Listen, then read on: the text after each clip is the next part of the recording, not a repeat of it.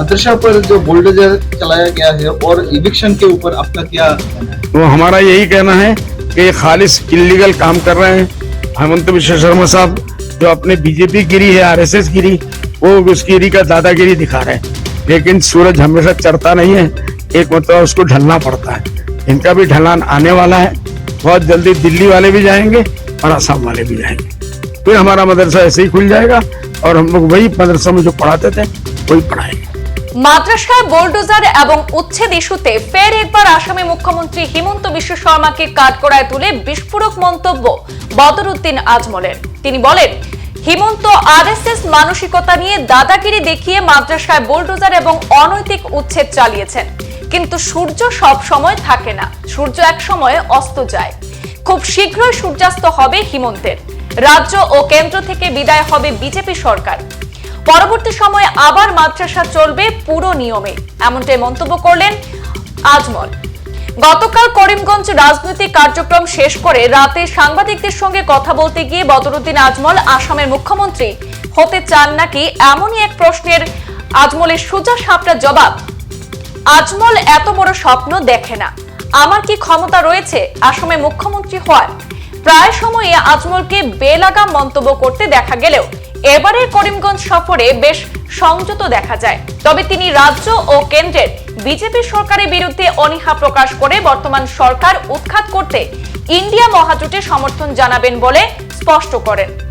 মুখ্যমন্ত্রী হিমন্তকে এক হাত নিয়ে আজমল বলেন, 5 রাজ্যের নির্বাচনেও ভরাডুবি ঘটছে বিজেপির। আসন্ন লোকসভা কেন্দ্র থেকেও বিদায় হবে বিজেপি সরকারের। হিমন্তের বিরুদ্ধে ক্ষোভ ব্যক্ত করে আজমল বলেন, নিজের টাকায় স্কুল হাসপাতাল চালাচ্ছি, এগুলিকেও সাম্প্রদায়িক চোখে দেখা হচ্ছে। কোনো ভালো কাজ করলেও নিন্দা করা হয়, কোনো হিন্দুকে কিংবা মন্দিরে পর্যন্ত সহায়তা করলেও খারাপ নজরে দেখেন ক্ষমতাসীনরা। আজমলের যখন থেকে জন্ম হয়েছে তখন থেকেই কংগ্রেস বিজেপির পেটে লাথি পড়েছে। তাই আগামী লোকসভায় করিমগঞ্জ, নগাঁও এবং ধুবড়ী 3টি আসনে ইউডিএফ প্রতিদ্বন্দ্বিতা করে আসামের বাকি 11টি আসন ইন্ডিয়া মহাজোটের জন্য ছেড়ে দেবে। কারণ ইন্ডিয়া মহাজোট কেন্দ্র থেকে বিজেপি সরকার উৎখাত করবে, সেই লড়াইয়ে আস্থা রয়েছে আজমলের। করিমগঞ্জ সফরে আজমলের দেওয়া পূর্ণাঙ্গ বক্তব্য আমাদের কাছে রয়েছে, শুনে নিন সরাসরি আজমলের মন্তব্য ওনার মুখ থেকেই। और अपकमिंग जो लोकसभा इलेक्शन है उसको लेकर आप क्या बोलेंगे? ये दो चीजें हैं। देखिए, अपकमिंग लोकसभा इलेक्शन अलग है और 5 राज्यों में जो हो रहा है वो क्या नाम है, विधानसभा इलेक्शन है। इसलिए उन 5 राज्यों में हमको पूरी उम्मीद है कि कम से कम हो सकता है 5 भी इंडिया महागठबंधन जीते या 4, कम से कम 4 इंडिया का महागठबंधन जीतेगी। और ये भी हमारी भी दुआ है, हम भी ये चाहते हैं कि इंडिया महागठबंधन वहां जीते और बीजेपी हारे। प्राइम मिनिस्टर नरेंद्र मोदी ने गवर्नमेंट ने माइनॉरिटी के लिए डेवलपमेंट के लिए बहुत सारे स्कीम प्रोजेक्ट इम्प्लीमेंट किया है, इस पर आप क्या कहेंगे? वादा तेरा वादा। इससे पहले उन्होंने 2 करोड़ नौकरियों का वादा किया, आज भी नहीं दिया। हर एक के बैंक में 15 लाख का खाता का वादा किया, वो भी नहीं किया।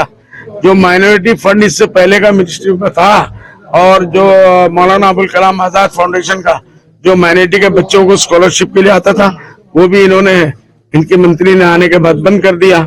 और उसके बाद जो हायर एजुकेशन के लिए माइनॉरिटी के बच्चों को पैसा मिलता था वो भी इन्होंने बंद कर दिया। इसलिए इससे पहले यूपी के लोकसभा में, विधानसभा के इलेक्शन में उन्होंने बहुत से स्कीम बंद चालू किए थे और जैसे ही इलेक्शन खत्म हो गया उसको फिर से बंद कर दिया। ये भी जो वादा कर रहे हैं ये झूठा वादा है और ये झूठ कभी भी पूरा नहीं होने वाला है। ये झूठ का झूठ रहेगा, जिंदगी में उनको मौका ही नहीं मिलेगा पूरा करने का। आने वाले लोकसभा इलेक्शन में यूडीएफ के कितने सीट पर कंटेस्ट करेंगे? और हम लोग 3 सीट के ऊपर कॉन्टेस्ट करने वाले हैं। धुबड़ी ने मेरा सीट, बोरपेटा का सीट, क्या नाम है आपका, नौगांव का सीट और करीमगंज का सीट। बाकी 11 सीट हमने कांग्रेस को छोड़ दिया है कि वो बीजेपी के साथ लड़े, क्योंकि हम भी ये चाहते हैं कि बीजेपी हारे और आसाम से विदा हो और ऑल इंडिया में जाके बीजेपी हारे तो सेंट्रल की बीजेपी विदा हो जाए। हम ये चाहते हैं, हमारी दिली ख्वाहिश। और यूडीएफ दल के इंडिया टीम को सपोर्ट करेगी। हम वहां जाने के बाद इंडिया ही को सपोर्ट करेंगे, इंडिया महागठबंधन को सपोर्ट करेंगे। मदरसा पर जो बुलडोजर चलाया गया है और इविक्शन के ऊपर आपका क्या कहना है? तो हमारा यही कहना है कि ये खालिस इलीगल काम कर रहे हैं। हेमंत बिश्व शर्मा साहब जो अपने बीजेपी गिरी है, आरएसएस गिरी, वो उसकी गिरी का दादागिरी दिखा रहे हैं। लेकिन सूरज हमेशा चढ़ता नहीं है, एक मतलब उसको ढलना पड़ता है। इनका भी ढलान आने वाला है। बहुत जल्दी दिल्ली वाले भी जाएंगे और असम वाले भी जाएंगे। फिर हमारा मदरसा ऐसे ही खुल जाएगा और हम लोग वही मदरसा में जो पढ़ाते थे वही पढ़ाएंगे। नहीं रे भाई, हमने कोई इतना लंबा सपना नहीं देखा। अब ऊपर वाले का क्या प्लानिंग है वो तो मुझे नहीं मालूम। मैंने इतना बड़ा सपना अभी तक नहीं देखा। क्या हमारी हिम्मत है कि हम सीएम का सपना देखने लग जाएंगे? कितने सालों में कर सकते हैं? कितने सालों में मुझे नहीं मालूम, जब तक जिंदगी रहेगी कि नहीं रहेगी। आसाम के लोगों को कबूल करना पड़ेगा ना। इसलिए अजमल अगर एजुकेशन चलाता है तो उसमें भी सांप्रदायिकता नजर आती है। हॉस्पिटल चलाता है तो उसके अंदर भी सांप्रदायिकता नजर आती है। अच्छा कोई काम करता है, अगर किसी हिंदू को पैसा देता है, कैंसर के लिए पैसा देता है, उसमें भी उनको बराबर नजर आता है। किसी मंदिर में जाके पैसा देता है, उसके अंदर भी उनको बुराई नजर आता है। मदरसे को पैसा देता है तो भी बुराई नजर आती है। बीमार को, कैंसर वाले को पैसा देता है, वो चाहे हिंदू हो या मुसलमान, उसमें भी उनको बुराई नजर आती है। तो असल तो बुराई है कि अजमल जब से पैदा हुआ है, बीजेपी और कांग्रेस के पेट में लात पड़ गया है। ये सियासत में, पॉलिटिक्स में जो लोगों को धोखा देके, बेवकूफ बना के 75 साल के ये दोनों पार्टियों ने खाया, उनकी रोजी रोटी बंद होने वाली है। इसलिए दोनों पार्टी मिलकर अजमल को आसाम से रवाना कर देना चाहते हैं। लेकिन जिसको अल्लाह रखे उसे कौन चखे। जब तक अल्लाह रखेगा हम रहेंगे इंशाअल्लाह। সংবাদ এই পর্যন্তই। ফিরছি পরবর্তী অন্যান্য আপডেট নিয়ে। ধন্যবাদ।